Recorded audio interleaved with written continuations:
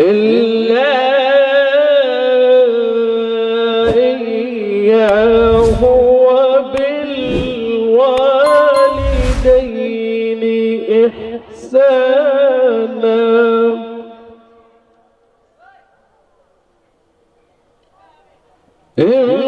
إما يبلغن عندك الكبر أحدهما أو كلاهما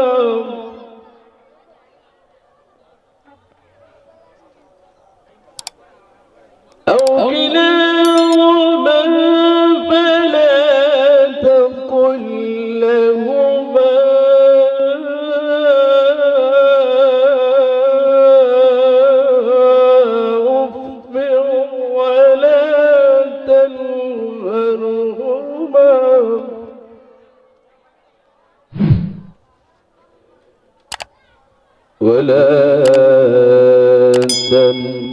تنهرهما وقل لهما قولا كريما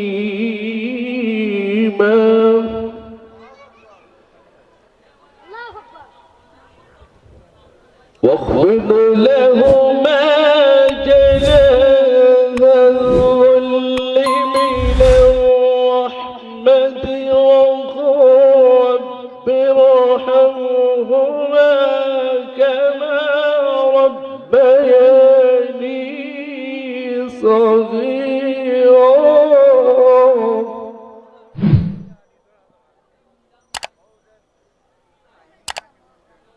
واخفض لهما جناح الذل من الرحمة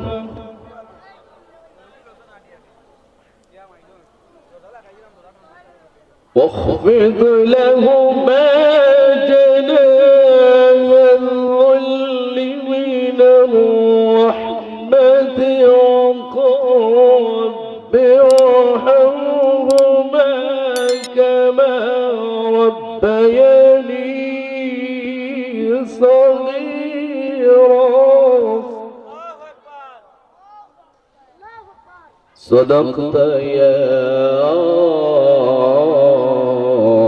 ربنا بارك الله لنا ولكم في القرآن العظيم ونفعنا وإياكم بالآيات والذكر الحكيم عن أبي همامة رضي الله تعالى عنه قال رسول الله صلى الله عليه وسلم هما جنتك ونارك أو كما قال النبي عليه الصلاة والسلام وقال تعالى في شان حبيبه مخبرا وآمرا إن الله وملائكته يصلون على النبي يا أيها الذين آمنوا صلوا عليه وسلموا تسليما محبت الشر সবাই প্রাণ খুলে দু জাহানের সরদার সমস্ত নবী এবং রাসূলদের সরদার কমলিওয়ালা নবী রহমাতুল লিল আলামিন শাফিউল মুজতাবিন যার উপরে একবার দরুদ পড়লে মহান রব্বুল আলামিন খুশি হয়ে 10টা রহমত নাজিল করেন যে একবার দুরূদ শরীফ পড়ে। অন্য হাদিসে আল্লাহর নবী বলেন, আমার যে উম্মত একবার আমার উপরে দুরূদ শরীফ পাঠ করবে, আল্লাহ রাব্বুল আলামিন খুশি হয়ে তার 10টি গুনাহ মাফ করে দিবেন। জোরে বলেন সুবহানাল্লাহ। এবং আল্লাহর নবী বলেন, আমার যে উম্মত আমার উপরে একবার দুরূদ শরীফ পড়বে, আল্লাহ রাব্বুল আলামিন তার 10টি মর্যাদা বৃদ্ধি করে দিবেন, বাড়িয়ে দিবেন। জোরে বলেন সুবহানাল্লাহ। অতএব আল্লাহর হাবিবের উপরে দুরূদ শরীফ পড়লে লাভ আছে না নাই? অনেক লাভ। অন্য হাদিসের মধ্যে আল্লাহর নবী বলেন, কাল কিয়ামতের কঠিন ময়দানে আমার ওই সমস্ত উম্মতেরা আমার কাছে থাকবে যারা বেশি বেশি বেশি বেশি আমি নবীর উপরে দুরূদ পড়বে। এই জন্য আল্লাহর নবীর উপরে যদি আমরা বেশি বেশি দুরূদ শরীফ পড়ি, তাহলে কিয়ামতের কঠিন ময়দানে আল্লাহর হাবিবের কাছে আমরা থাকতে পারবো। আর যদি আমরা আল্লাহর হাবিবের কাছে থাকি, তাহলে আমাদের কোনো চিন্তা আছে? যারা বলেন কোনো চিন্তা আছে? যেখানে আল্লাহর নবী থাকবেন পাশে, ওইখানে আমাদের কোনো ভয় নেই। এজন্য দারাজ কণ্ঠে কণ্ঠ ছেড়ে আওয়াজ দিয়ে আকাশ বাতাস মুখরিত করে আল্লাহর দেয়া জবান দিয়ে তার প্রিয় হাবিবের শানে দুরূদ পড়েন। সবাই পড়েন, আল্লাহুম্মা সাল্লি আলা সাইয়্যিদিনা মাওলানা মুহাম্মদ ওয়া আলা আলি সাইয়্যিদিনা মাওলানা মুহাম্মদ। আল্লাহুম্মা সাল্লি আলা সাইয়্যিদিনা মাওলানা মুহাম্মদ ওয়া আলা আলি সাইয়্যিদিনা মাওলানা মুহাম্মদ। হাজার বেতা বেদনার পড়ে ফিরে আসনি তুমি আপন গড়ে, দিনের আলো তুমি ছড়িয়ে দিতে চলে গেলে মদিনায় মক্কা ছেড়ে। হে রাসূল তোমাকে বলি আমি কেমন করে। আল্লাহুম্মা সাল্লি আলা সাইয়্যিদিনা মাওলানা মুহাম্মদ ওয়া আলা আলি সাইয়্যিদিনা মাওলানা মুহাম্মদ। লা ইলাহা ইল্লাল্লাহ, লা ইলাহা ইল্লাল্লাহ, জোরে লা ইলাহা ইল্লাল্লাহ, সুবহানাল্লাহ, আলহামদুলিল্লাহ, লা ইলাহা ইল্লাল্লাহ, সুবহানাল্লাহ, আলহামদুলিল্লাহ, লা ইলাহা ইল্লাল্লাহ, সুবহানাল্লাহ, আলহামদুলিল্লাহ, লা ইলাহা ইল্লাল্লাহ। তুমি বাঁচাও, তুমি মারো, অবিরত ক্ষমা করো। তুমি বাঁচাও, তুমি মারো, অবিরত ক্ষমা করো। ধরার যে জন তাকে ধরো, ধরার যে জন তাকে ধরো। তোমার মুঠোয় সবই আল্লাহ, সুবহানাল্লাহ, আলহামদুলিল্লাহ, লা ইলাহা ইল্লাল্লাহ, সুবহানাল্লাহ, আলহামদুলিল্লাহ, লা ইলাহা ইল্লাল্লাহ, লা ইলাহা ইল্লাল্লাহু মুহাম্মাদুর রাসূলুল্লাহ। সবাই বলেন সাল্লাল্লাহু আলাইহি ওয়াসাল্লাম। উত্তর আলীপুর ইসলামী যুব সংঘের উদ্যোগে তৃতীয় বার্ষিক তাফসীরুল কোরআন মাহফিলে উপস্থিত সম্মানিত শ্রদ্ধাভাজন সভাপতি সাহেব, উপস্থিত সম্মানিত আমন্ত্রিত অতিথিবৃন্দ, আমার সামনে উপবিষ্ট কোরআন প্রেমিক, আল্লাহ প্রেমিক, নবী প্রেমিক, দিনদার, ইমানদার মুসলমান ভাইরা, পর্দার অন্তরালী অবস্থানরত শ্রদ্ধেয় মা বোনেরা, মহান রব্বুল আলামিনের দরবারে লক্ষ কোটি শুকর এবং সুজুদ জ্ঞাপন করছি এই জন্য যে আল্লাহ রব্বুল আলামিন আমাদেরকে তার মহাগ্রন্থ কুরআনুল কারীমের আলোচনা সভায় আল্লাহ পাক আমাদেরকে কবুল করেছেন। এই এলাকাতে অনেক মানুষ আছে যারা এখনো আসতে পারেন নাই। আল্লাহ রাব্বুল আলামিন সবাইকে এই কোরআনের মাহফিলে আসার তৌফিক দান করেন। সবাই বলেন আমিন। এই মাহফিলটির নাম হচ্ছে তাফসীরুল কোরআন। আমাদের সমাজে আমরা অনেকেই তাফসীরুল কোরআন শব্দটির অর্থ আমরা অনেকেই জানি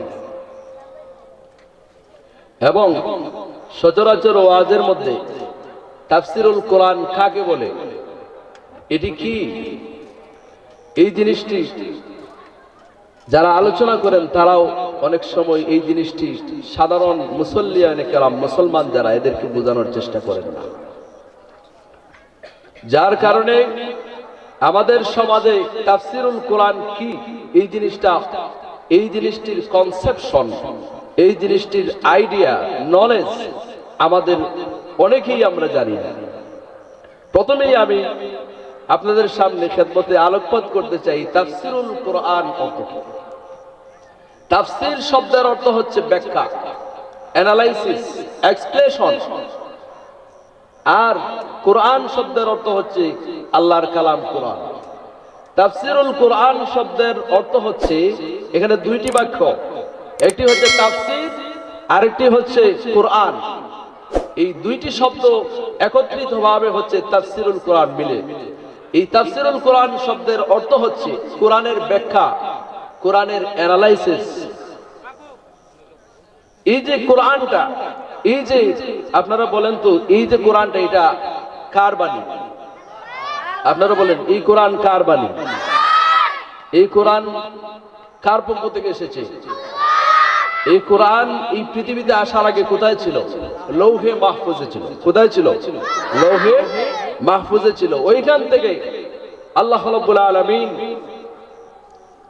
সর্বকালের সর্বশ্রেষ্ঠ মহামানব, সমস্ত নবী এবং রাসূলদের সরদার, দু জাহানের কামলিওয়ালা নবী, শাফিউল মুজনবিন, রাহমাতুল লিল আলামিন, ইমামুল মুরসালিন, ইমামুল মুত্তাকিন, যে নবীর পরে আর কোন নবী নাই, সমস্ত নবীদের সরদার, আপনার আমার মাতার তাজ, আপনার মুমিনদের কলিজার টুকরা নবী, সেই নবীর উপরে আল্লাহ রাব্বুল আলামিন এই কোরআনুল কারীম সুদূর লৌহে মাহফুজ থেকে আল্লাহ পাক এই ফেরেশতাদের মধ্যে সবচেয়ে শ্রেষ্ঠ যেই ফেরেশতা, সবচেয়ে শক্তিশালী যেই ফেরেশতা, সেই ফেরেশতা হযরত জিবরাইল আলাইহিস সালাতু ওয়াস সালামের মাধ্যমে একদিন নয়, দুই দিন নয়, তিন দিন নয়, এক বৎসর নয়, দুই বৎসর নয়, দীর্ঘ 23 বৎসরে আল্লাহ পাক এই 30 পারা কোরআন নাজিল করেছেন। জোরে বলেন সুবহানাল্লাহ। নারে তাকবীর, আল কোরআনের আলো ঘরে ঘরে চলো, নারে তাকবীর। ভাইরা, বাবারা, বন্ধুরা আমার, এই কোরআনুল কারীম কোথায় ছিল? এই কোরআনকে যদি প্রশ্ন করেন, মহান রব্বুল আলামিন উত্তর দেন, বাল হুয়া কুরআনুম মাজিদুন ফি লাওহিম মাহফুজ। এই পৃথিবীর মানুষেরা শোনো, আমার এই কালাম কোথায় ছিল যদি তোমরা আমাকে প্রশ্ন করো, ও দুনিয়াবাসী জেনে রাখো, এই কোরআনটা আমি আল্লাহ লৌহে মাহফুজে সংরক্ষিত করে রেখেছিলাম। যারা বলেন সুবহানাল্লাহ। ভাইরা বাবারা বন্ধুরা আমার, এই কুরআন মহান রব্বুল আলামিন তার হাবিবের উপরে নাজিল করেছেন। এই কুরআনুল কারীম নাজিল করার পর আল্লাহর নবী সরওয়ারে কায়নাত রাহমাতুল লিল আলামিন, যিনি মদিনার মক্কার মধ্যে সবার কাছে প্রিয় ছিলেন, সবাই আল আমিন বলতো, সবাই মহব্বত করত, আল্লাহর হাবিবের কাছে নিজের সম্পদ রাখত। কিন্তু এই কোরআন নাজিল হওয়ার পর যখন আল্লাহ রাব্বুল আলামিন আয়াত নাজিল করলেন, ওয়া আনযির আশীরাতাকাল আকরাবিন, ও আমার হাবিব, আপনি মক্কার মানুষদেরকে এই কোরআন দিয়ে জাহান্নামের ভয় দেখান, কবরের ভয় দেখান। এই কোরআন দিয়ে এক আল্লাহর দাওয়াত দেন। আল্লাহর নবী যখন কোরআন নিয়ে আসলেন, এই কোরআন নিয়ে আসার পর যখন মক্কাবাসীর কাছে একত্ববাদের তাওহীদের দাওয়াত যখন দিলেন, যে মক্কার লোকেরা আল্লাহর হাবিবকে আল আমিন উপাধি দিয়েছিল, যে মক্কার লোকেরা আল্লাহর নবীকে সবচেয়ে বেশি মহব্বত করত, আল্লাহর নবীর কাছে নিজের সম্পদ রাখত, ভাইরা বাবারা বন্ধুরা আমার, এই মক্কার মানুষেরা যখন আল্লাহর নবী কোরআনের দাওয়াত দিলেন, একত্ববাদের দাওয়াত দিলেন, তাওহীদের দাওয়াত দিলেন, তাওহীদের দাওয়াত দেওয়ার পর এবারে এই মক্কার লোকেরা আল্লাহর নবীর দুশমন হয়ে গেল। জোরে বলেন নাউজুবিল্লাহ। আগে ছিলেন ভালো, এখন মুহাম্মদুর রাসূলুল্লাহ হয়ে গেলেন মক্কাবাসীর কাছে কালো। জোরে বলেন নাউজুবিল্লাহ। কিসের কারণে? এই কোরআনের দাওয়াত দেওয়ার কারণে। তাওহীদ, এই কোরআনে কারীমের মধ্যে আল্লাহ পাক তিনটি বিষয় নিয়ে আলোচনা করেন সারা কোরআনের মধ্যে। কয়টি বিষয়? জোরে বলেন। তিনটি। তাওহীদ, রিসালাত, আখিরাত। আল্লাহ তাআলার একত্ববাদ, ওয়াহদানিয়ত, রিসালাত, নবীর রিসালাত, নবুয়ত নিয়ে আলোচনা করেছেন এবং আখিরাত নিয়ে, এই তিনটি বিষয় নিয়ে আল্লাহ পাক এই কোরআনের মধ্যে আলোচনা করেছেন। নাম্বার 1 হচ্ছে তাওহীদ নিয়ে যখন মুহাম্মদুর রাসূলুল্লাহ মক্কাবাসীর সাথে আলোচনা করলেন। এবার আপনারা বলেন তো, আল্লাহর নবী মক্কার লোকদের কাছে যে দুশমন হলেন, কোন জিনিসের কারণে? এই কোরআনের দাওয়াত দেওয়ার কারণে। কিসের কারণে? এই কোরআনের দাওয়াত। এই কোরআন যখন নিয়ে আসলেন, একত্ববাদের দাওয়াত যখন দিলেন, বলেন ও মক্কার লোকেরা, আজ থেকে আর দেবদেবীর পূজা করা যাবে না, মূর্তির পূজা করা যাবে না, সূর্যের পূজা করা যাবে না, গাছের পূজা করা যাবে না, মাছের পূজা করা যাবে না, তুলসী গাছের পূজা করা যাবে না, ঠাকুরের পূজা করা যাবে না, মানুষ মানুষের পূজা করতে পারবে না, মানুষ মানুষকে সেজদা করতে পারবে না, এক আল্লাহর সেজদা করতে হবে, আল্লাহ তাআলাকে মানতে হবে। যখন এই দাওয়াতটা দিলেন মুহাম্মদুর রাসূলুল্লাহ, এবার মক্কার সব লোকেরা এক বাক্যে বলল যে মুহাম্মদের মাথা নষ্ট হয়ে গেছে। জোরে বলেন নাউজুবিল্লাহ। বলল যে মুহাম্মদ পাগল হয়ে গেছে। জোরে বলেন নাউজুবিল্লাহ। ভাইরা বাবারা বন্ধুরা আমার, আজকে আমাদের সমাজের অবস্থাটা হচ্ছে এরকম। আপনি মানুষের কাছে ভালো থাকবেন যতদিন পর্যন্ত তার স্বার্থের উপরে আঘাত করবে না, কিন্তু যেই মাত্র হুজুরের ওয়াজটা মুসল্লির গায়ে লাগবে, হুজুর অনেক ভালো, কিন্তু হুজুর এই কোরআন দিয়ে ওয়াজ করার পরে যখন মুসল্লির গায়ে লাগে, তখন থেকে আর হুজুর ভালো না। জোরে বলেন ঠিক কিনা? ওই যে মক্কা নগরীতে আল্লাহর নবী কোরআনের দাওয়াত দেওয়ার পর যেই নবীর চরিত্র ফুলের মতো পবিত্র, যেই নবীর চরিত্র ফুলের মতো পবিত্র, যেই নবী জীবনে কোনোদিন একটা মিথ্যা কথা বলেন নাই, এই নবী কোরআনের দাওয়াত দেওয়ার কারণে মক্কাবাসীর কাছে হয়ে গেলেন পাগল। জোরে বলেন নাউজুবিল্লাহ। আল্লাহ রাব্বুল আলামিন বলেন, ও আমার হাবিব, মক্কার লোকেরা আপনাকে পাগল বললেও আমি আল্লাহ আপনাকে পাগল বলি না, বরং তারাই হচ্ছে পাগল। জোরে বলেন ঠিক কিনা? এতদিন ভালো, কিন্তু কোরআনের আলোচনা করার পরে আল্লাহ নবী হয়ে গেলেন দুশমন। এবার আসুন, তাফসীরুল কোরআন অর্থ হচ্ছে এই যে কোরআনটা আল্লাহ রাব্বুল আলামিন নাজিল করলেন, কয় পারা? জোরে বলেন, এই কোরআনের মধ্যে কয়টা পারা আছে? 30টা পারা আছে। কয়টা পারা আছে? 30 পারা আছে। 114টি সূরা এই কোরআনের মধ্যে রয়েছে। আপনি আমি মুসলমান, কিন্তু এই যে কোরআনটা আল্লাহ পাক আমাদেরকে আমানত দিলেন, আমাদের দায়িত্ব এবং কর্তব্য কি? এই কোরআনটা আমরা কি করব? আমাদের শোকেসের মধ্যে, আমাদের ঘরের মধ্যে সুন্দর করে বস্তনি পেছাইয়া আমরা এটা শোকেসের ভিতরে আমরা আটকিয়ে রাখবো। এরপর মাসের পর মাস যাবে, বছরের পর বছর যাবে, আমরা এটিকে খুলবো না, তিলাওয়াত করবে না। এই জন্য কি আল্লাহ পাক এই কোরআন নাজিল করেছেন? জোরে বলেন, এজন্য কি আল্লাহ পাক এই কোরআনটাকে নাজিল করেছেন? নাকি এই কোরআনকে পড়ার জন্য, বোঝার জন্য আল্লাহ রাব্বুল আলামিন প্রথম যে আয়াত কারা নাজিল করেছেন, ইকরা, ইকরা বিসমি রাব্বিকাল্লাযী খালাক। ইকরা শব্দের অর্থ হচ্ছে পড়ো, ইকরা শব্দের অর্থ হচ্ছে গবেষণা করো, ইকরা শব্দের অর্থ হচ্ছে ভালোভাবে বুঝো। কিন্তু আজকে আমরা এই কোরআনের দ্বারে কাছে নাই।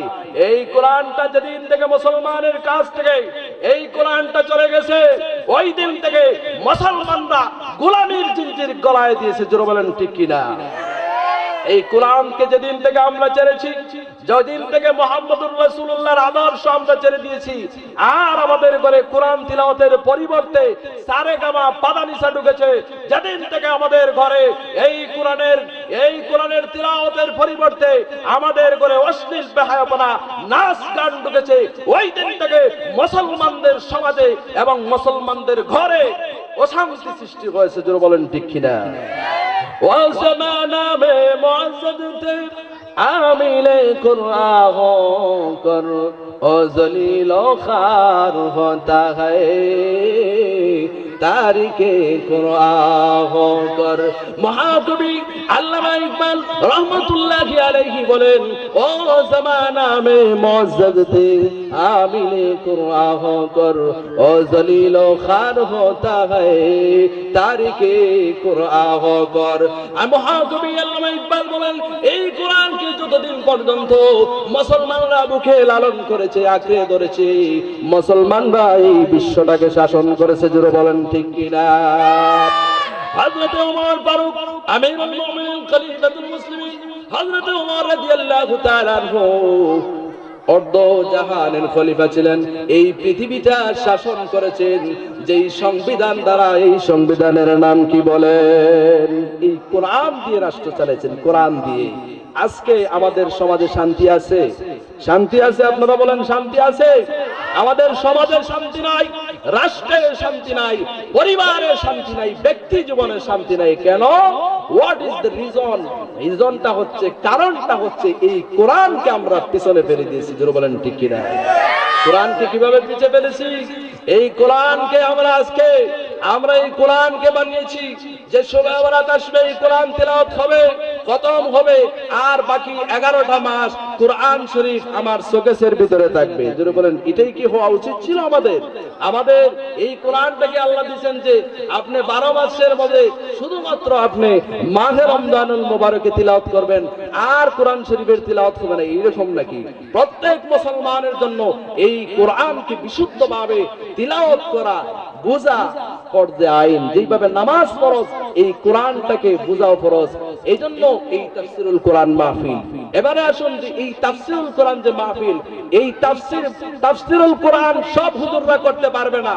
ইমামতি যে কোনো হুজুর করতে পারে, মিলাদ মাহফিল কিয়াম করতে পারলে, দোয়া করতে পারলে, সূরা কেরাত পারলে ইমামতি করা যায়। কিন্তু এই কোরআনের তাফসির করতে হলে অনেক জ্ঞানের প্রয়োজন।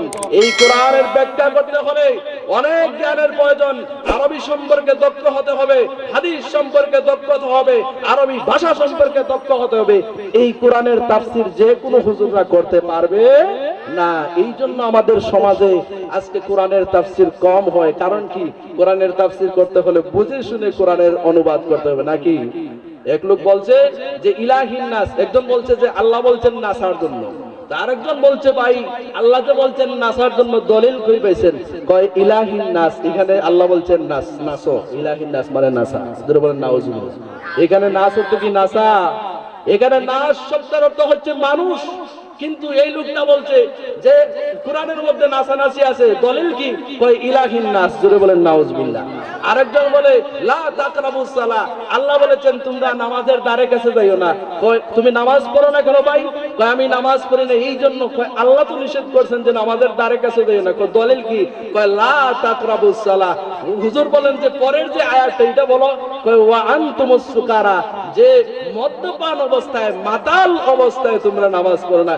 এই রকম উল্টাপাল্টা ব্যাখ্যা করনেওয়ালা মানুষ আমাদের সমাজে আছে না নাই? দুইটা লোক তাদের গরু নিয়ে ঝগড়া হয়েছে। তো ঝগড়া, দুই ভাইয়ের মধ্যে গরু নিয়ে ঝগড়া হয়েছে। তো ঝগড়া হওয়ার পরে হাকিম সাহেবের কাছে গেছে, বিচারকের কাছে গেছে। গিয়ে বিচারককে বলছে, বিচারক সাহেব আমাদের এই গরু নিয়া ঝগড়া হয়েছে, আপনি সমাধান করে দেন। বিচারক বলছে যে এই গরু নিয়া সমাধান আমি দিব কোরআন থেকে। বলছে আচ্ছা কোরআন থেকে সমাধান দেন। এবারে বিচারক বলছে যে ওয়াতিনে, মানে আমরা তিনজন মানুষ, ওয়াতুরে সিনিনা ওয়া হাদাল বালাদিল আমিনে, মানে আল্লাহ বলছে আমরা এখানে তিনজন, ওয়াতুরে সিনিনা মানে তোমাদেরকে আল্লাহ ছিলেন না, ওয়া হাদাল বালাদে মানে এই বালদ, আমিন মানে আমার, জোরে বলেন নাউজুবিল্লাহ। ব্যাখ্যাটা কি দিছে দেখেন, ব্যাখ্যাটা কি দিছে। আমাকে একদিন একজন বলতেছে আত্তাহিয়াতু অর্থ হুজুর আত্মার স্বাধীনতা। আমি বললাম যে এটা কই পাইছেন আপনি? উনি আবার এক দরবারের খলিফা, বলতেছে আত্তাহিয়াতু অর্থ হচ্ছে যে আত্মার স্বাধীনতা। আমি বললাম যে আত্তাহিয়াতু অর্থ আত্মার স্বাধীনতা, আপনি কিভাবে তাল মিলাইলেন এটা? আত্তাহিয়াতু অর্থ হচ্ছে যে আল্লাহ রাব্বুল আলামিনকে যখন আল্লাহর হাবিব গেছিলেন মেরাজে, তখন বলছিলেন আত্তাহিয়াতু লিল্লাহি ওয়াস সালাওয়াতু, যে আমার আর্থিক এবং দৈহিক যত ইবাদত আছে, শারীরিক এবং অন্তরের যত ইবাদত আছে, মালি ইবাদত আছে, সব প্রকার ইবাদত আল্লাহ তোমার জন্য। ওনাকে বললাম যে আপনি ব্যাখ্যাটা কই পেয়েছেন? তালে তালে ব্যাখ্যা মিলাইছেন। এই যে আমরা আজকে কোরআনটা বুঝি না, আপনারা বলেন তো এখানে আমরা যারা আসছি, আমরা আজকে জীবনটা চলে গেছে, কিন্তু বিসমিল্লাহির রহমানির রহিমের মধ্যে আল্লাহ পাক কি বলছেন আমরা অনেকেই বলতে পারি। কিভাবে বলবো? কিভাবে আমরা বলবো? কিভাবে শিখবো? আমাদের তো শিখা হয় না। বিসমিল্লাহির রহমানির রহিম, এই যে এখানে আল্লাহ পাক কি বলছেন, আলহামদুলিল্লাহি রাব্বিল আলামিন। 40 বছর 50 বছর আপনার জনম গেল, ইমাম সাহেব শুধু তিলাওয়াতই করতেছে, কিন্তু অনেক ইমামই জানে না আলহামদুলিল্লাহর অর্থ কি। আছে না নাই? অনেক ইমামই জানে না, মুসল্লি তো জানবে দূরের কথা, ইমামই জানে না যে আলহামদুলিল্লাহি রাব্বিল আলামিন অর্থ কি, আর রহমানির রহিম অর্থ কি। কিন্তু মুসল্লি যারা, এরাও বলে না যে হুজুর আপনি যে শুক্রবারে ওয়াজ করেন, আপনি এই যে সূরা ফাতিহার ব্যাখ্যাটা একটু শুনান না। সারা জীবনই তো হুজুর শুনলাম, কিচ্ছা কাহিনী শুনলাম, হুজুর আল্লাহ পাক যে কোরআনের মধ্যে কি বলছেন সূরা ফাতিহার মধ্যে, আপনি যে দাঁড়াইয়া দাঁড়াইয়া 5 ওয়াক্ত নামাজে যে আপনি পড়েন আলহামদুলিল্লাহি রাব্বিল আলামিন, এই সূরা ফাতিহার অর্থটা আপনি একটু বুঝাইয়া বলেন না। মুসল্লিরাও বলে না, আর ইমাম সাহেবেরও এটা বলার মতো যোগ্যতা নাই। কারণ হচ্ছে কি? কারণ হচ্ছে যেমন মুসল্লিরা তেমন হচ্ছে ইমামরা। কথা হচ্ছে ইমামই রাখে এই ধরনের কম বেতনে। আমাদের সমাজের মধ্যে টেন্ডেন্সি, মানসিকতা, অ্যাটিটিউড হচ্ছে যে যত কম বেতনে ইমাম পাওয়া যায়, কি বলেন আপনারা? যত কম বেতনে ইমাম সাহেব পাওয়া যায় তত ভালো। কিন্তু এই জিনিসটা চিন্তা করে না যে ইমাম সাহেব রাখতেছি, এই ইমাম সাহেব যদি কম বেতনে রাখি, ইমাম সাহেবের নলেজ থাকবে কম। MBBS doctor, FRCS doctor, BCS doctor আর হাতুড়ে ডাক্তার কি সমান? হাতুড়ে ডাক্তারের কাছে গেলে কি ভিজিট দিতে হয়? হাতুড়ে ডাক্তারের কাছে গেলে ভিজিট দিতে হয় না। কিন্তু এমবিবিএস ডাক্তারের কাছে গেলে ভিজিট 500 টাকা দিতে হয়। যখন আপনি এফআরসিএস, বিসিএস ডাক্তারের কাছে আপনি যাবেন, তখন 1000-1500 টাকা ভিজিট দিতে হয়। আপনারা বলেন তো কারণ কি? কারণ হচ্ছে হাতুড়ে ডাক্তার যে তার অভিজ্ঞতা কম, আর এমবিবিএস, এফআরসিএস, বিসিএস ডাক্তার যে তার লেখাপড়া বেশি, তার নলেজ বেশি, অভিজ্ঞতা বেশি, এজন্য তার ভিজিটও বেশি। যাই হোক সম্মানিত হাজরিন, বলতেছিলাম তাফসীরুল কোরআন অর্থ হচ্ছে কোরআনের ব্যাখ্যা।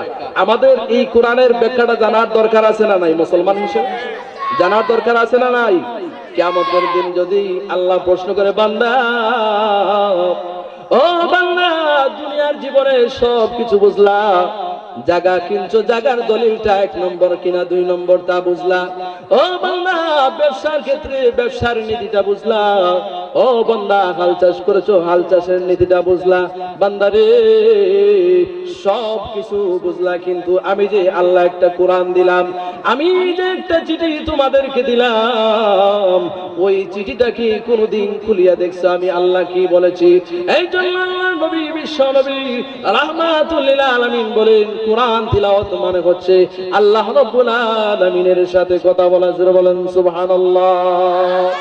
এই কোরআনকে যদি মহব্বত করেন, আজকের এই মাহফিলে যদি বসেন, কাল কিয়ামতে বলতে পারবেন, আল্লাহ তোমার কোরআনের মাহফিলে গিয়ে বসেছিলাম, আয় আল্লাহ এই উসিলায় আমাদেরকে ক্ষমা করে দাও।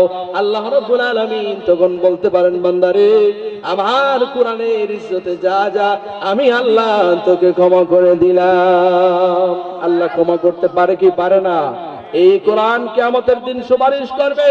আল্লাহর নবী বলছেন যে এই কোরআন, এই যে আপনারা এই মাহফিলে আসছেন, এই কোরআন খোদার কসম, এই কোরআন আপনাদের জন্য কিয়ামতের দিন সুপারিশ করবে। আল্লাহ কোরআনের মাহফিল হয়েছিল তোমার বান্দারা পঙ্গপালের মতো, এই কোরআনের ব্যাখ্যা শোনার জন্য আল্লাহ তারা গিয়েছিল। আল্লাহর নবী বলেন, কাল কিয়ামতের কঠিন ময়দানে এই কোরআনের সুপারিশ গ্রহণ করা হবে। কোন কোন ক্ষেত্রে বলা হয়েছে যে এই কোরআন আল্লাহর সাথে তর্ক বিতর্ক করবে যে আল্লাহ এই বান্দাকে যদি জান্নাতে না দাও তাহলে আমিও জান্নাতে যাব না। জোরে বলেন সুবহানাল্লাহ। এজন্য ভাইরা আমার, এই কোরআনের সাথে আমাদের সম্পর্ক হওয়ার দরকার আছে না নাই? এই কোরআনের সাথে সম্পর্ক যদি রাখি, এই কোরআনকে যদি মহব্বত করি, পড়তে পারেন না আপনি তিলাওয়াত শুনেন, আর যদি আফসোস হয় এই কোরআনটাকে বুকে লাগাই আল্লাহর দরবারে কাঁদেন, মাবুদ আয় আল্লাহ তোমার এই কালামটা পড়তে পারলাম না গো, আল্লাহ তুমি কি বলেছো বুঝতে পারলাম না, এই বলে বলে যদি চোখের পানি ছেড়ে ছেড়ে যদি কাঁদেন, আল্লাহ তাআলা হয়তো এই কোরআনের ইজ্জতে আপনাকে আমাকে ক্ষমা করে দিবেন। আর যদি তা না পারেন, নিজের সন্তানকে, নিজের আওলাদটাকে কোরআন শরীফ শিখান, কোরআনের হাফেজ বানান, আলেম বানান, হাফেজ বানান, তাহলে এই আওলাদের খাতিরে কাল কিয়ামতের কঠিন ময়দানে এই কোরআন যারা পড়বে, আল্লাহর নবী বলেছেন, মান কারাল কোরআনা ফাস্তাযহারাহু ফাআহাল্লা হালালাহু ওয়া হারামা হারামাহু আদখালাহু আল্লাহুল জান্নাহ। আল্লাহর নবী বলেছেন যে কোরআন তিলাওয়াত করবে আর কোরআনের উপরে আমল করবে, হালালকে হালাল মানবে, হারামকে হারাম মানবে, আদখালাহু আল্লাহুল জান্নাহ, স্বয়ং আল্লাহ ওই লোকটাকে জান্নাতে ঢুকাইয়া দিবেন। জোরে বলেন সুবহানাল্লাহ। আপনার ছেলে যখন জান্নাতে যাবে তখন কি একাই যাবে নাকি আপনার জন্য সুপারিশ করবে? আল্লাহর নবী বলছেন, তখন ওই ছেলেটা তার মা বাবা, তার দাদা দাদি, নানা নানি সহ, শ্বশুর শাশুড়ি সহ 10 জন মানুষকে সুপারিশ করে করে জান্নাতে নিয়ে যাবে, যাদের জাহান্নামে যাওয়া একেবারে আল্লাহ পাক অর্ডার করেছিলেন, কিন্তু তার সন্তানের সুপারিশের কারণে ওই লোকগুলোকে জান্নাতে দেওয়া হবে। এই জন্য নিজের সন্তানদেরকে কোরআন শিখান, নিজের মেয়েকে কোরআন শিখান। যদি আপনার সন্তানকে কোরআন শিখান, আপনার সন্তানের ভিতরে যদি কোরআন থাকে, ওই সন্তানটা আপনার সাথে ভালো আচরণ করবে। জোরে বলেন ঠিক কিনা? এজন্য মহান রব্বুল আলামিন পবিত্র কোরআনুল কারীমের 17 নম্বর সূরা, সূরা বনী ইসরাঈলের 23 নম্বর আয়াতে কারীমার মধ্যে আল্লাহ সুন্দর করে বললেন, ওয়া কাদা রাব্বুকা আল্লা তা'বুদু ইল্লা ইয়াহু ওয়া বিল ওয়ালিদাইনি ইহসানা।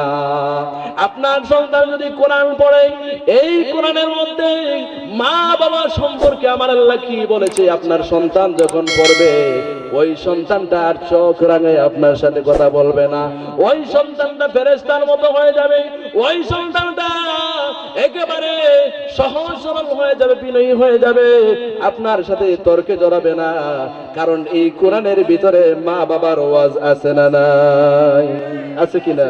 কত নম্বর সূরা? 17 নম্বর সূরা, সূরা বনী ইসরাঈলের 23 নম্বর আয়াতের মধ্যে আল্লাহ পাক মাতা পিতার সাথে কিভাবে আচরণ করতে হবে, আল্লাহ রাব্বুল আলামিন এই জগৎবাসীর সমস্ত সন্তানদেরকে আল্লাহ পাক 6টা আদেশ দিয়েছেন। কয়টা আদেশ দিয়েছেন? 6টা আদেশ দিয়েছেন। জোরে বলেন, কয়টা আদেশ? আল্লাহ পাক আদেশ দিয়েছেন। আদেশ দিয়েছেন কে? এটা কি আমি হুজুরের আদেশ নাকি আল্লাহর আদেশ? আল্লাহর আদেশ হচ্ছে সব আদেশের উপরে, আল্লাহর ওয়ার্ডারের উপরে, আদেশের উপরে পৃথিবীর আর কোনো ওয়ার্ডার চলবে না। আল্লাহর ওয়ার্ডার। আল্লাহ রাব্বুল আলামিন সমস্ত সন্তানদেরকে সব মাতা-পিতার ব্যাপারে 6টা আদেশ দিয়েছেন। প্রথম নম্বর আদেশ হচ্ছে ওয়া বিল ওয়ালিদাইনি ইহসানা। আল্লাহ রাব্বুল আলামিন এই আয়াতের শুরুতে, এবারে আসুন আমরা তাফসিরে যাই, ব্যাখ্যায় যাই। আল্লাহ আয়াতের মধ্যে কি বলেছেন? আল্লাহ রাব্বুল আলামিন প্রথমেই বলেছেন ওয়া কাদা রাব্বুকা আল্লা তা'বুদু ইল্লা ইয়্যাহু ওয়া বিল ওয়ালিদাইনি ইহসানা।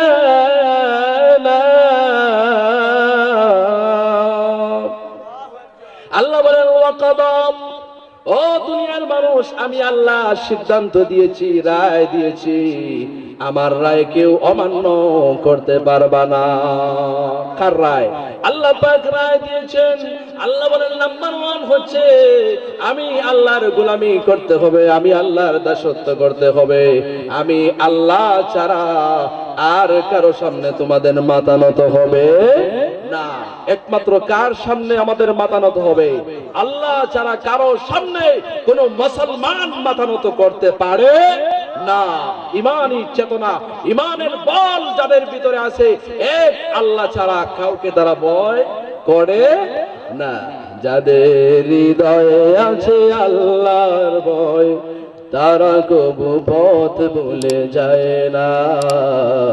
যাদের হৃদয়ে আছে আল্লাহর ভয়, তারা কবু পথ ভুলে যায় না।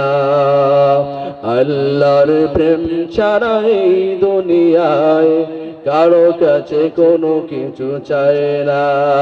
ঠিক কি না?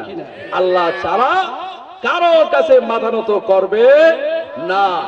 এজন্যই পৃথিবীর যতদিন পর্যন্ত এই কোরআন মুসলমানদের বুকে ছিল, মুসলমানদেরকে ইহুদি খ্রিস্টানরা ভয় করেছে। আর যেদিন থেকে মুসলমানরা কোরআনকে ছেড়ে দিয়েছে, ঘরের মধ্যে ইহুদি খ্রিস্টানরা সারেগামা পাদানিসা আর এই যে জি বাংলা স্টার জলসা এগুলি যখন শয়তান ইহুদি খ্রিস্টানরা ঢুকাইয়া দিছে, ওই দিন থেকে তারা কয় আমাদের দায়িত্ব শেষ। এখন তারা নিজেরাই নিজেদের কৃষ্টি কালচার নষ্ট হয়ে গেছে। ফজরের সময় 11টার দিকে ঘুম থেকে উঠবে, ওঠার পর তার টেন্ডেন্সি, তার মানসিকতা হবে এইরকম আমাদের মতো ইহুদি খ্রিস্টানদের মতোই তার মানসিকতা হবে। নাম থাকবে মুসলমান কিন্তু কাম হবে ইহুদি মার্কা, নাম থাকবে মুসলমান কাম হবে হিন্দু মার্কা, নাম থাকবে মুসলমান কাম হবে খ্রিস্টান মার্কা। জোরে বলেন ঠিক কিনা?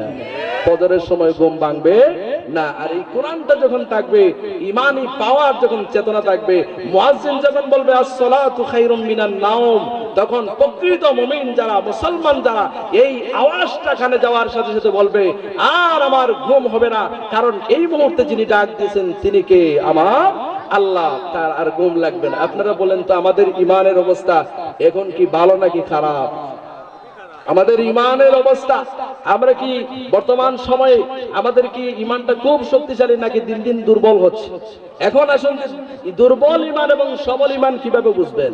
দুর্বল ঈমান হচ্ছে যে ঈমান নামাজে আযান হওয়ার পরে যেই ঈমানটা আপনাকে মসজিদে নিয়ে যাইতে পারে না, আযান হওয়ার পরে এইভাবে তাফসীর মাহফিল হওয়ার পরে যাদের ঈমানটা আল্লাহর কালাম শোনার জন্য নিয়ে আসতে পারে না, এদের ঈমানের মধ্যে গুণে ধরছে। কি ধরছে? ঈমানের মধ্যে গুমে ধরছে। যাই হোক, বলতেছিলাম আল্লাহ পাক এই আয়াতের শুরুতে আল্লাহ নিজের হকের কথা বলছে। আল্লাহর হক কি? আল্লাহর গোলামি করা। আল্লাহর হক কি? হক হচ্ছে দুই প্রকার, একটা হচ্ছে আল্লাহর হক আর একটি হচ্ছে বান্দার হক। জোরে বলেন হক কয় প্রকার? দুই প্রকার। হক কয় প্রকার? দুই প্রকার। একটা হচ্ছে আল্লাহর হক আর একটা হচ্ছে বান্দার হক। নামাজ পড়া এটা কার হক? আল্লাহর হক। নামাজ পড়া আল্লাহর হক, হজ করা আল্লাহর হক, কোরআন শরীফ তিলাওয়াত করা, ইবাদত বন্দেগী করা, এটা কার হক? আল্লাহর হক। আর আরেকটা হচ্ছে বান্দার হক। আল্লাহ পাক প্রথমেই বলছেন যে তোমাদেরকে আমি বলতেছি তোমরা শিরিক করবা না, আমি আল্লাহ ছাড়া আর কারো সামনে মাথা নত করবা না। তারপর আল্লাহ রাব্বুল আলামিন নিজের হকের পরে এই পৃথিবীর মধ্যে আল্লাহ রাব্বুল আলামিন সর্বপ্রথম মাতা এবং পিতার ব্যাপারে আল্লাহ পাক ওয়াজ করছেন। জোরে বলেন সুবহানাল্লাহ। কয়টা আদেশ দিবেন? 6টা আদেশ দিবেন। কাদেরকে? সন্তানদেরকে আল্লাহ পাক 6টা আদেশ দিবেন। আসুন প্রথম নম্বর আদেশটা আল্লাহ রাব্বুল আলামিন বলেন ওয়াবিল ওয়ালিদাইনি ইহসানা। ও বান্দারা, ও বান্দিরা, তুমি তোমার মা বাবার সাথে ইহসান করো। ইহসান মানে কি? ইহসান শব্দের শাব্দিক আবিধানিক অর্থ হচ্ছে দয়া। ইহসান শব্দের অর্থ কি? আমরা অনেক সময় বলি বাবা একটু ইহসান করো, দয়া করো। তো আল্লাহ রাব্বুল আলামিন এই আয়াতে বলছেন ওয়াবিল ওয়ালিদাইনি ইহসানা, যে তুমি তোমার মা বাবার সাথে ইহসান করো, দয়া করো। এখন এবারে আসুন যে আমরা দয়া কাদেরকে করি? যখন মানুষ বিপদে পড়ে তখনই তো তাকে দয়া করি, নাকি? তো আল্লাহ রাব্বুল আলামিন যে আয়াতের মধ্যে বলছেন যে তুমি তোমার মা বাবার প্রতি দয়া করো, এর দ্বারা কি বোঝা যায়? যে তোমার মা বাবার এমন একটা সময় আসবে যখন তোমার মা বাবা অসহায় হয়ে যাবে, মা বাবার শরীরে শক্তি থাকবে না, চোখের দৃষ্টিশক্তি কমে যাবে, তোমার মা বাবা আগের মতো রুজি করতে পারবে না, তোমার মা বাবার ভাষা কন্ট্রোল থাকবে না, বেশি কথা বলবে, তোমার মা বাবা তোমার সন্তানের মতো ছোট্ট হয়ে যাবে। ও সন্তান, তখন তুমি তোমার মা বাবার প্রতি ইহসান করো। জোরে বলেন সুবহানাল্লাহ। বারামাত। তারপর আল্লাহ রাব্বুল আলামিন বলেন ফালা তাকুল লাহুমা উফফিন ওয়ালা তানহারহুমা। আল্লাহ রাব্বুল আলামিন বলেন ওয়াবিল ওয়ালিদাইনি ইহসানা ইম্মা ইয়াবলুগান্না ইনদাকাল কিবারা আহাদুহুমা أو كلاهما فلا تقل لهما أف ولا تنهرهما। আল্লাহ বলেন ও সন্তান, তোমার মা বাবা বৃদ্ধ হয়ে যাবে, তোমার মা বাবা যখন চলতে পারবে না, তোমার মা বাবা যখন শরীর দুর্বল হয়ে যাবে, ও বান্দা, তখন তোমার মা বাবার সাথে তুমি ভালো আচরণ করবা। ফালা তাকুল লাহুমা উফ, মা বাবার সামনে উফ শব্দটাও বলবা না। মা বাবার সামনে তুমি বিরক্ত হইয়া যে 1 বছর ধরে বাবা অসুস্থ আছে, মরে না কেন, এই বলে তুমি মা বাবার সামনে উফ শব্দটা বলবে না। জোরে বলেন সুবহানাল্লাহ। আল্লাহ বলেন উফ শব্দটাও বলবে না। মুফাসসিরিনে কেরাম বলেছেন এই পৃথিবীর মধ্যে সবচেয়ে সফট এবং নরম শব্দ হচ্ছে উফ। উফ শব্দের চাইতে আর কোনো নরম শব্দ পৃথিবীতে নাই। জোরে বলেন সুবহানাল্লাহ। আমাদেরকে যখন পিঁপড়া কামড় দেয়, অথবা মাছি যখন কামড় দেয়, অথবা হালকা যখন আমরা আঘাত ফিল করি, তখন আমরা কি বলি? উফ শব্দটা আমরা ব্যবহার করি। আল্লাহ বলেন সাবধান, তোমার মা বাবার সামনে তুমি উফ শব্দটিও বলবা না, আমি আল্লাহর আদেশ। জোরে বলেন সুবহানাল্লাহ। 2 নম্বর আদেশ। 3 নম্বর আদেশ হচ্ছে আল্লাহ রাব্বুল আলামিন বলেন ওয়ালা তানহারহুমা ওয়ালা তানহারহুমা, তোমার মাতা পিতাকে তুমি ধমক দিও না, ধমক দিও না, ধমক দিও না। তুমি ধমকের সুরে মা বাবাকে ধমক দিয়ে কথা বলো না। আজকে কি বলেন, আমাদের সমাজের ইয়াং জেনারেশন যারা আছে, যারা তথাকথিত জেনারেল শিক্ষায় শিক্ষিত, তারা মা বাবাকে ধমক দেয় কি দেয় না? কেন দেয়? কারণ হচ্ছে এই যে আল্লাহর কালাম, এই আল্লাহর কালামটা শিখে নাই, নিজে শিখে নাই, আপনি আমি আমার সন্তানদেরকে এই কালামটা শিখাই নাই।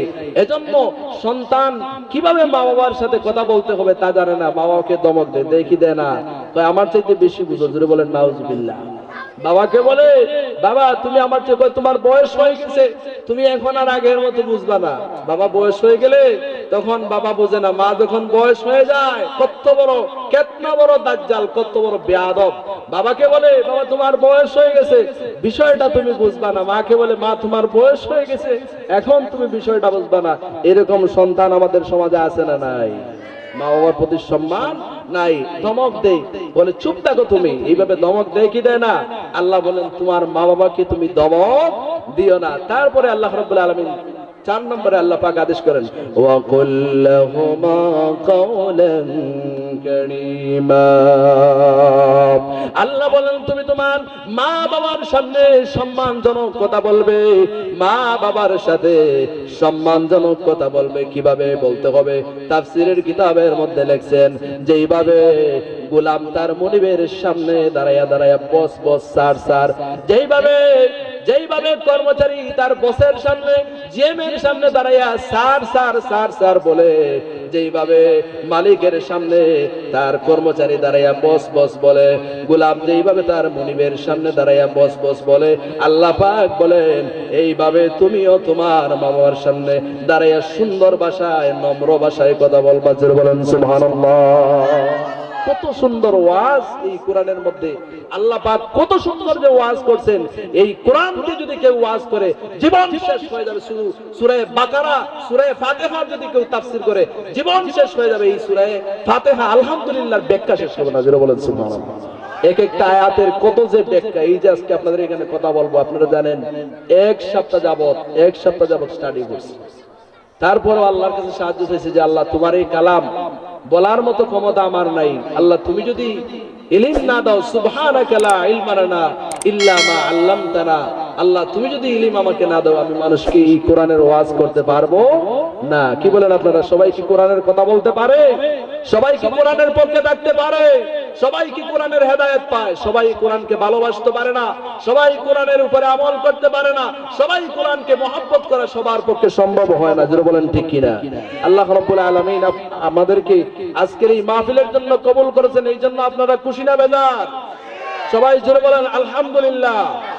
আল্লাহ রাব্বুল আলামিন যেন কাল কিয়ামতে এই কোরআনে কারীমের সুপারিশ আমাদের ভাগ্যে নসিব করেন। সবাই বলেন আমিন।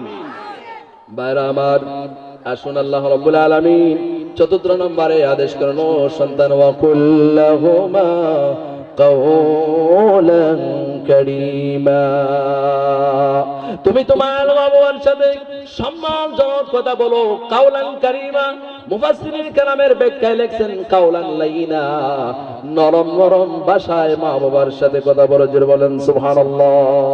নরম নরম ভাষায়। আপনারা বলেন তো, আল্লাহ রাব্বুল আলামিন যে আমাদের জিহ্বাটা দিবেন, এই জিহ্বার মধ্যে কোনো হাড্ডি আছে?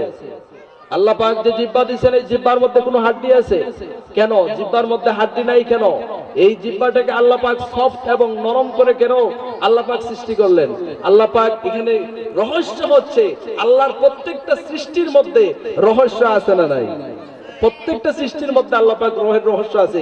এই যে দেখেন আল্লাহ পাক একটি চক্ষু দিলে হয়তো, কিন্তু আল্লাহ পাক দুইটা চক্ষু দিয়েছেন, যে আমার বান্দার যদি একটা চোখের মধ্যে যদি সমস্যা হয় তাহলে আরেকটা চক্ষু দিয়ে তার কাজ সারতে পারে। জোরে বলেন সুবহানাল্লাহ।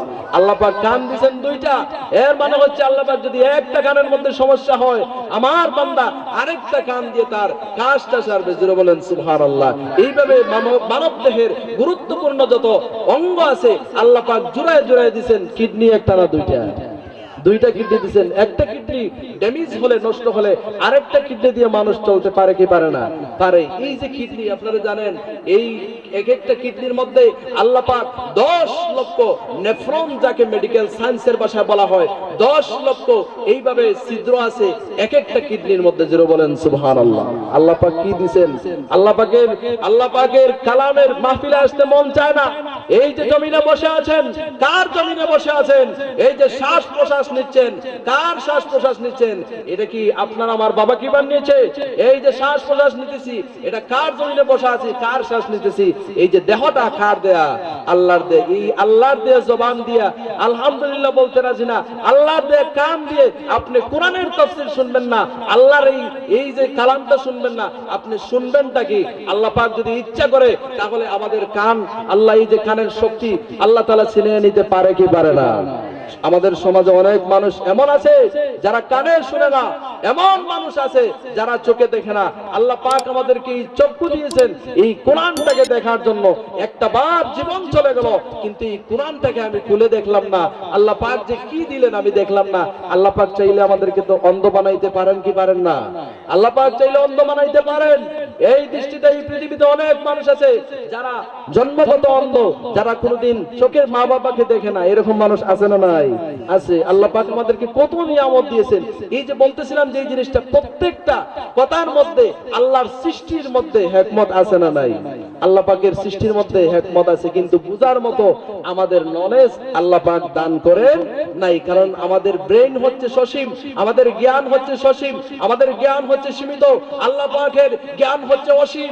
আল্লাহ পাকের এই অসীম জ্ঞান আমাদের এই সসীম ব্রেইন দিয়া ক্যাপচার করা বান্দার পক্ষে কোনোভাবেই সম্ভব নয়। যেটা বলেন ঠিক কিনা?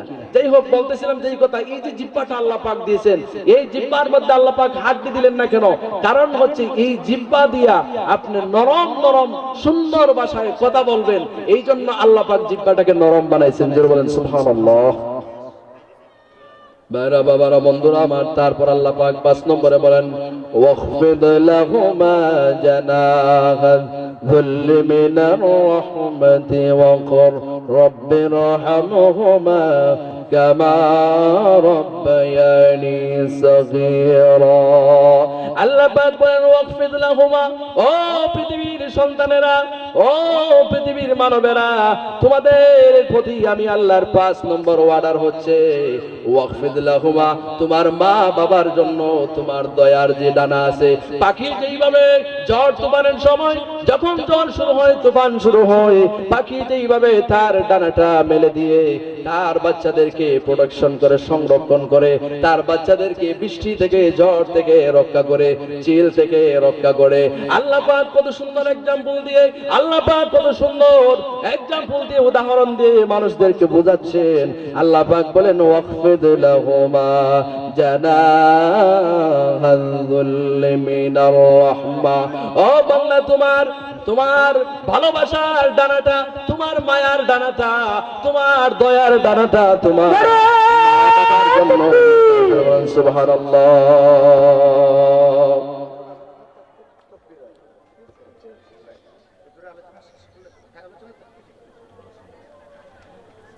আল্লাহ রাব্বুল আলামিন বলেন তুমি তোমার ভালোবাসার ডানাটা, তুমি তোমার ভালো আচরণের ডানাটা, তুমি তোমার সুন্দর আচরণের ডানাটা ওয়াকফিদ লাহুমা জানাহাল যুল্লি মিনার রাহমা, ও বান্দা তুমি তোমার ভালোবাসার ডানাটা, তোমার মায়ার ডানাটা, তোমার দয়ার ডানাটা, সুন্দর ব্যবহারের ডানাটা তোমার মার জন্য বাবার জন্য মেলে দাও। জোরে বলেন সুবহানাল্লাহ।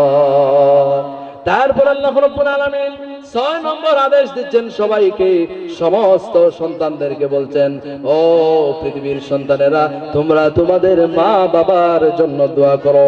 কোন দোয়াটা করবে আল্লাহ পাক তাও শিখিয়ে দিচ্ছেন। যারা বলেন সুবহানাল্লাহ।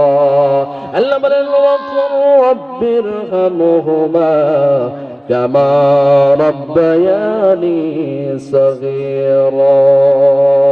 আল্লাহ বলেন ওয়াকুর রাব্বিরহামহুমা, আল্লাহর কাছে দোয়া করো রাব্বিরহামহুমা, আয় আল্লাহ আমার মা বাবাকে দয়া করো, কামা যেইভাবে, কামা রাব্বায়ানি যেইভাবে আমার মা এবং বাবা আমাকে লালন পালন করেছে, সগীরা ছোট অবস্থায়, যখন আমি কথা বলতে পারতাম না, যখন আমার কোনো ভাষা ছিল না, আমার কান্না ছাড়া কোনো ভাষা ছিল না, আমার ভাষা কেউ বুঝতো না, ওয়া ওয়া করে আমি কাঁদতাম, আমি খাবারের প্রয়োজন হলে, পেটে খিদা লাগলে কোনো ভাষা ছিল না মা বাবাকে বলার মতো, ওই সময় আমার কান্না শুনে মা জননী দৌড়ে আসতো, আমার সন্তানের বুঝি পেটে খিদে লেগেছে। জোরে বলেন সুবহানাল্লাহ। আল্লাহ বলেন কামা রাব্বায়ানি সাগীরা, আল্লাহ শিখিয়ে দিচ্ছেন এইভাবে তুমি দোয়া করো, আল্লাহ আমার মা বাবা ছোট্ট কালে শিশু অবস্থায় আমাকে যেইভাবে লালন পালন করেছে, আল্লাহ তুমি আমার মা বাবাকে তোমার রহমতের কুলে এইভাবে লালন পালন করিয়ে। জোরে বলেন সুবহানাল্লাহ। এই মা বাবার সাথে যদি কেউ ভালো আচরণ করে, আশরাফ আলী হাকিমুল উম্মত আশরাফ আলী তানবী রাহমাতুল্লাহি আলাইহি বলেছেন, যে সন্তান তার মা বাবার সাথে ভালো আচরণ করবে আল্লাহ পাক তাকে 5টি পুরস্কার দিবেন। জোরে বলেন কয়টা পুরস্কার দিবেন? ভালো আচরণ করলে, মা বাবার সাথে যদি ভালো আচরণ করেন, খেদমত করেন, তাহলে আল্লাহ পাক 5টি পুরস্কার দিবেন। 1 নম্বর পুরস্কার হচ্ছে আল্লাহ রাব্বুল আলামিন, যে সন্তান তার মা বাবার সাথে ভালো আচরণ করবে আল্লাহ রাব্বুল আলামিন তার হায়াত বাড়িয়ে দিবেন। জোরে বলেন সুবহানাল্লাহ।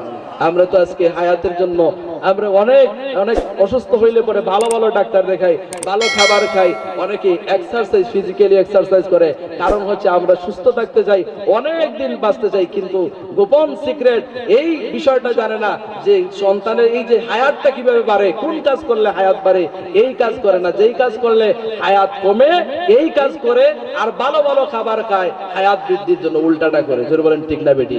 মা বাবার সাথে বেয়াদবি করে, মা বাবার সাথে খারাপ আচরণ করে, আর এইদিকে ফিজিক্যাল এক্সারসাইজ করে। আল্লাহকে ফিজিক্যাল এক্সারসাইজ করে কোনো কাজ হবে না। তোমার মা বাবা তোমার উপরে অসন্তুষ্ট, আমি আল্লাহ তোমার উপরে অসন্তুষ্ট। তোমার মা বাবা তোমার উপরে খুশি, ও বান্দা আমি আল্লাহ তোমার উপরে খুশি। তোমার মা বাবা যদি তোমার উপরে নারাজ থাকে, তুমি মক্কা মদিনা হজ করলেও তোমার দোয়া কবুল হবে না। ও বান্দা, তোমার মা বাবা যদি তোমার উপরে নারাজ থাকে, শুভ বরাতের রজনীতে, শুভ কদরের রজনীতে তোমার দোয়া কবুল হবে না। জোরে বলেন ঠিক না বেটি? এক নম্বর হচ্ছে আশরাফ আলী থানভী রাহমাতুল্লাহি আলাইহি বলেন যে রিজিক, এই হায়াত আল্লাহ তাআলা বাড়ায় দিবেন। দুই নম্বর হচ্ছে আশরাফ আলী থানভী রাহমাতুল্লাহি আলাইহি বলেন যে আল্লাহ পাক তার রিজিক বাড়ায় দিবেন। যে তার মা বাবার খেদমত করবে, আল্লাহ পাক তার রিজিকে বরকত দিবেন। জোরে বলেন সুবহানাল্লাহ। আমরা আমাদের রিজিক বৃদ্ধি হোক, আল্লাহ পাক বাড়ায় দেয়, চাই কি চাই না? যদি চান যে রিজিক আল্লাহ বাড়ায় দিবে, অনেকে বলে হুজুর রাত্র দিনে মেহনত করি, পরিশ্রম করি, এত শ্রম দেই কিন্তু সম্পদ হয় না। হুজুর এত রুজি রোজগার করি, প্রত্যেক মাসে এত ব্যবসা হয়, কিন্তু মাস শেষে দেখে না।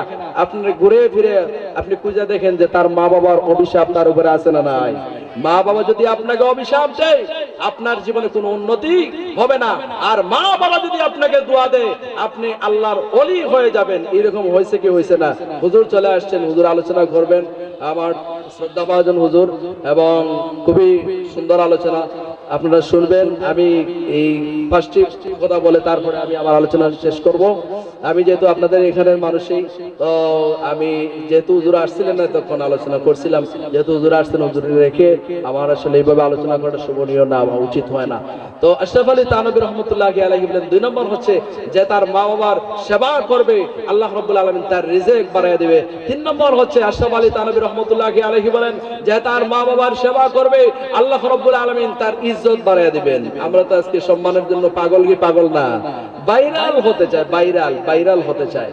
অনেকে মোবাইলের মাধ্যমে ভাইরাল হতে চায়, অনেকে এমপি মন্ত্রী হওয়ার জন্য বলে হুজুর আমার টাকার প্রয়োজন নাই, লক্ষ লক্ষ কোটি কোটি টাকা আছে কিন্তু আমার সম্মান নাই, সম্মানের দরকার। আজ থেকে জেনে রাখুন, যদি সম্মানিত হতে চান, মানুষের কাছে যদি পরিচিত হতে চান, বাজিদ বুস্তামি রহমতুল্লাহি আলাইহিকে আজকে বিশ্বব্যাপী মানুষ চেনে। কারণ কি? উনার একটি কর্মের দ্বারা, মায়ের দোয়ার দ্বারা আল্লাহ রাব্বুল আলামিন বিশ্ববাসীর কাছে ওনাকে পরিচয় করে দিয়েছেন, সম্মান বাড়িয়ে দিয়েছেন। যেমন ঠিক কিনা? ওয়াজ করেন রহমতুল্লাহি আলাইহি, যিনি ওয়াজ করেন নামে আপনারা চিনেন, উনি এই যে আজকে বিশ্ববিখ্যাত হয়েছেন, আজকে পৃথিবীর মানুষেরা ওনাকে চিনে মায়ের খেদমতের কারণে, ওনার মায়ের সেবা করার কারণে আল্লাহ পাক ওনার ইজ্জত বাড়ায় দিয়েছেন। জোরে বলেন সুবহানাল্লাহ। তারপরে আশরাফ আলী থানভী রাহমাতুল্লাহি আলাইহি বলেন 4 নম্বর হচ্ছে মা বাবার যদি খেদমত করেন, আপনার পাহাড়ের মতো বিশাল বিপদ আসবে, কিন্তু মা বাবার আপনার প্রতি দোয়া থাকার কারণে আপনার বিপদটা একেবারে হালকা হয়ে যাবে। আল্লাহ পাক বিপদ থেকে রক্ষা করবেন। জোরে বলেন সুবহানাল্লাহ। আশরাফ আলী থানভী রাহমাতুল্লাহি আলাইহি বলেন মা বাবার যদি খেদমত করেন, 5 নম্বর পুরস্কার হলো যখন আপনি মার চেহারার দিকে, বাবার চেহারার দিকে সুনজরে তাকান, আল্লাহর রাসূল বলেন মা মিন ওয়ালাদিন বারিন ইয়ানজুরু ইলা ওয়ালিদাইহি নাযরা রাহমাতিন ইল্লা কাতাবাল্লাহু বিকুল্লি নাযরাতিন হাজ্জাম মাবরুরা। আল্লাহর নবী বিশ্ব নবী বলেছেন, ও আমার উম্মতেরা, কেউ যদি সকাল এবং বিকাল প্রত্যেক দিন এভরিডে যদি তার মা বাবার চেহারার দিকে মায়ার নজরে, সুনজরে যদি তাকায়, আল্লাহ পাক তার আমলনামার মধ্যে 100 কবুল হজের সওয়াব দান করেন। জোরে বলেন সুবহানাল্লাহ। সাহাবী প্রশ্ন করেন, ইয়া রাসূলুল্লাহ, ইয়া হাবিবাল্লাহ, নবী গো, ওয়াইন নাযারা কুল্লা ইয়াউমিন মিয়াতা মাররা, একবার তাকালে মকবুল হজের সওয়াব হয়। ইয়া রাসূলুল্লাহ, যদি 100 বার তাকায় তাহলে কি 100 হজের সওয়াব হবে? আল্লাহর নবী বলেন আল্লাহু আকবার ওয়া আতিয়াব। ও সাহাবী, আল্লাহর বান্দার তো বিশাল, আল্লাহর বান্দারে তো অভাব নাই। আল্লাহ যদি চায় 100 হজের সওয়াব তার আমলনামার মধ্যে দিবে। যখন ওই হজের সওয়াব হয়, ফেরেশতা আল্লাহকে ডাক দিয়ে বলে আল্লাহ শুধুমাত্র হজের সওয়াব দিতেছেন, ও আল্লাহ তোমার দরবারে ফরিয়াদ হচ্ছে তোমার এই বান্দাটাকে বাস্তবে একবার হজ করার তৌফিক দিয়ে দাও। আল্লাহ পাক বলেন ও ফেরেশতারা, তোমরা যখন আবদার করেছো, যাও যাও, আমার এই বান্দাকে আমি হজের জন্য কবুল করলাম। যারা বলেন সুবহানাল্লাহ। এই 5টি পুরস্কার পাবেন। কারণ হচ্ছে যে মা বাবা, এই পৃথিবীতে আল্লাহর নবী বলেছেন 3 শ্রেণীর মানুষের দোয়া কবুল হয়। 3 শ্রেণীর মানুষের মধ্যে আল্লাহর নবী বলেন একদল হচ্ছে দাওয়াতুল মুসাফির ওয়া দাওয়াতুল মাজলুম ওয়া দাওয়াতুল ওয়ালিদাইনি আলা ওয়ালাদিহিমা। আল্লাহর নবী বলেন 3 শ্রেণীর মানুষের দোয়া কবুল হয়, লা শাক্কা ফিহি। আল্লাহর নবী বলেন 3 শ্রেণীর মানুষের দোয়া ডাইরেক্টলি আল্লাহর দরবারে কবুল হয়। নাম্বার 1 হচ্ছে মুসাফিরের দোয়া, নাম্বার 2 হচ্ছে মাজলুমের দোয়া, 3 নম্বর হচ্ছে মা বাবার দোয়া ডাইরেক্ট আল্লাহ রাব্বুল আলামিন কবুল করেন। এই জন্য যদি আল্লাহর ওলি হতে চান, দুনিয়ার যদি সুখ সমৃদ্ধি চান, দুনিয়ার যদি ইজ্জত চান, দুনিয়াতে যদি রিজেক চান, দুনিয়াতে যদি শান্তিতে থাকতে চান, সব সময় যাদের মাতা পিতা আমাদের আছে তাদের কি করতে হবে? খেদমত করতে হবে, ভালো আচরণ করতে হবে। মা বাবার সাথে কোনোভাবেই খারাপ আচরণ করা যাবে না। আল্লাহ রাব্বুল আলামিন আমাদের সবাইকে মা বাবার খেদমত করার তৌফিক দান করুন। আমাদের যাদের মা বাবা নাই, আমরা তাদের জন্য বেশি বেশি ইস্তেগফার করব, তাদের কবর জিয়ারত করব। সামনে শবে বরাতের রজনী আসতেছে, আমরা তাদের জন্য চোখের পানি ফেলে রব্বির হামহুমা বলে দোয়া করব। আল্লাহ রাব্বুল আলামিন আমাদের যাদের মা বাবা আছেন হায়াত বৃদ্ধি করে দিন, যাদের মা বাবা নাই কবরগুলিকে জান্নাতের বাগান বানাতে সবাই আমিন। ওয়া আখিরু দাওয়ানা আলহামদুলিল্লাহি রাব্বিল আলামিন। আসসালামু আলাইকুম ওয়া রাহমাতুল্লাহ।